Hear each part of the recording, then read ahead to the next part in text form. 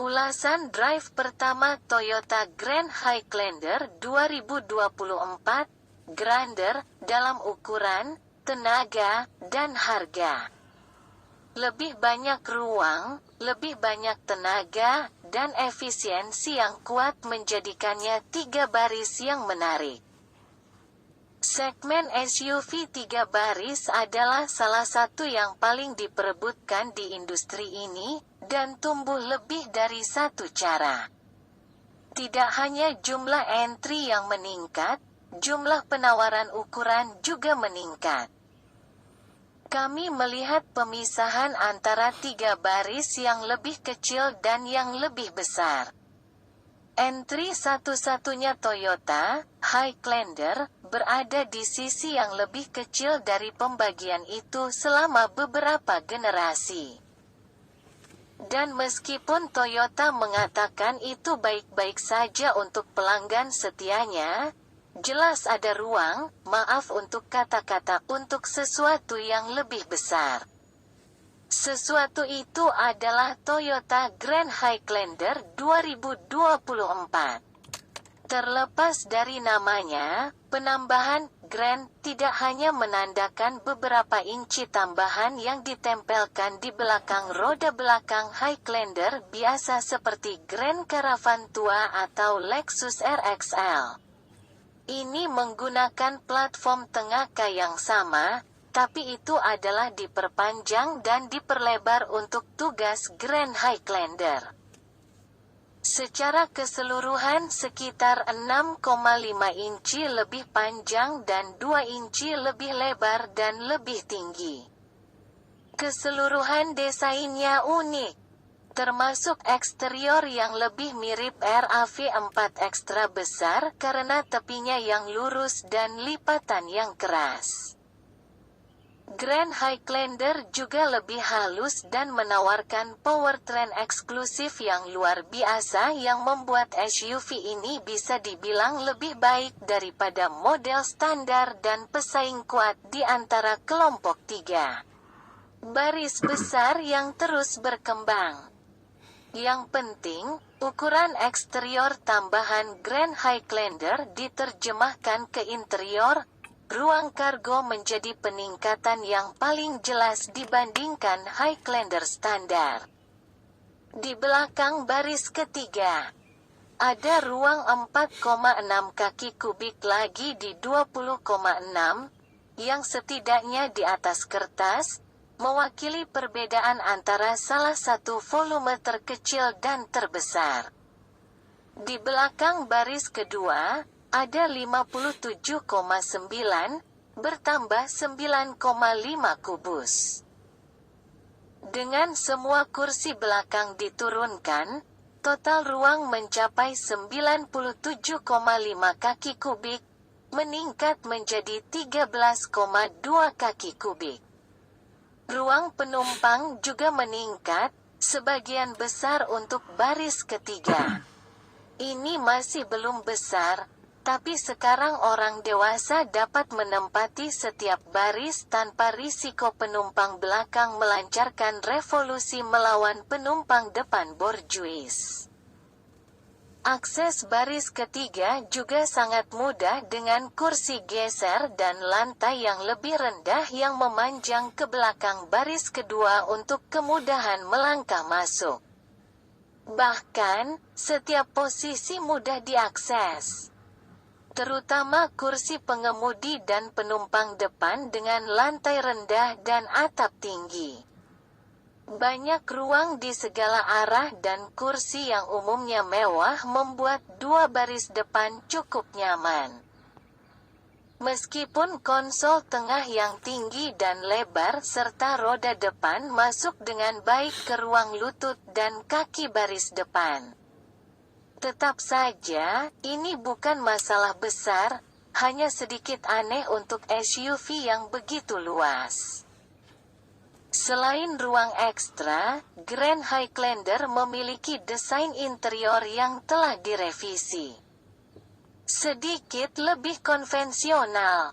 namun tetap memiliki ciri khas Toyota seperti rak di dashboard dan sistem infotainment layar sentuh yang up-to-date.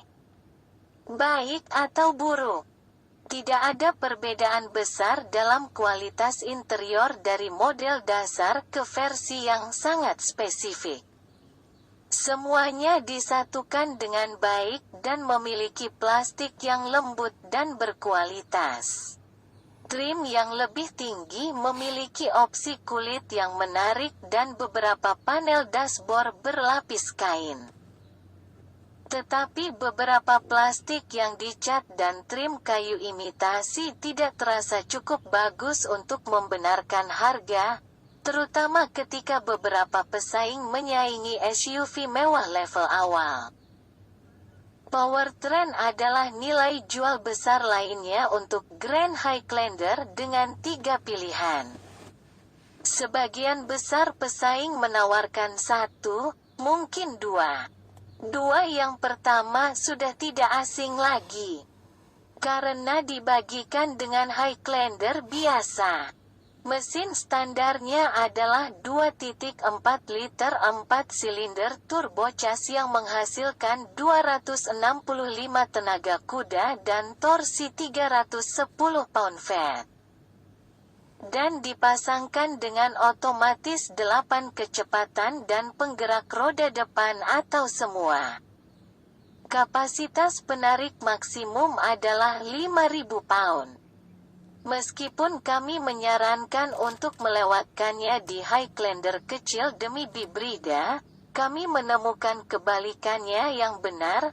Di sini, dengan asumsi Anda tidak mencari penghematan bahan bakar maksimum.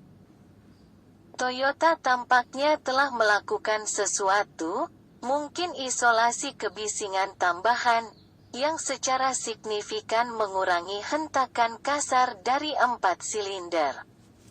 Dengan penurunan itu, torsi yang sehat dan transmisi yang responsif bersinar.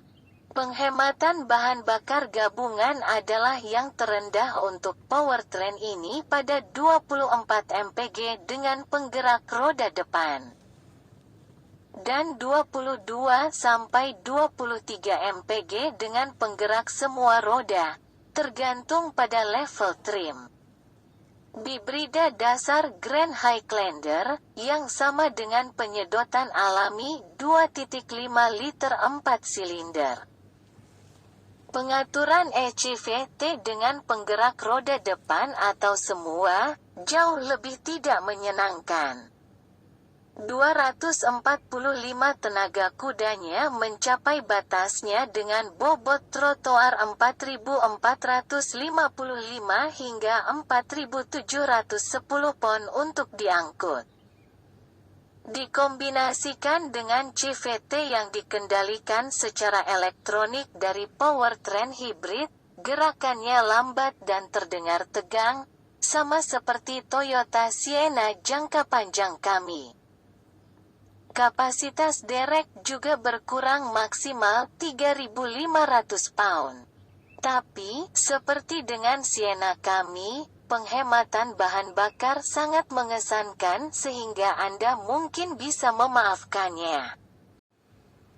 Ini memiliki penghematan bahan bakar gabungan 34 mpg dengan penggerak depan dan 33 dengan penggerak semua roda. Jauh melampaui penghematan bahan bakar dari pesaingnya yang hanya menggunakan bahan bakar. Highlander hybrid biasa hanya sedikit lebih baik pada kombinasi 35-36 mpg tergantung pada drivetrain dan level trim. Yang unik dari Grand Highlander adalah powertrain hybrid max. Yang ini berkaitan erat dengan yang ada di Toyota Crown, bedanya hanya di tuning. Ini menggabung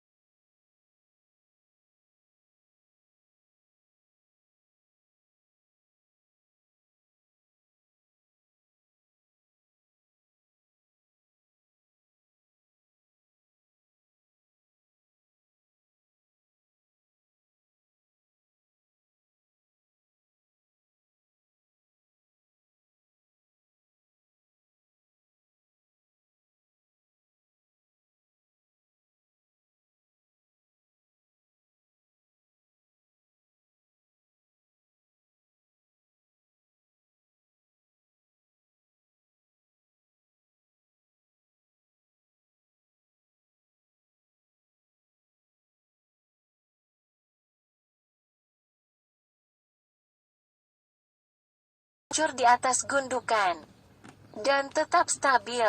Handling tidak begitu bersemangat sebagai hasilnya, apalagi dengan kelembutan dan body roll. Kabinnya juga sangat senyap. Jadi selama Anda tidak ingin terburu-buru mengangkut pengangkut praktis Anda akan senang dengan Grand Highlander. Untuk mendapatkan Grand Highlander, Anda akan membayar premi. Model dasarnya mulai dari $44.405, yang mana sekitar $7.000 lebih mahal daripada model dasar Honda Pilot atau Kia Telluride, antara lain.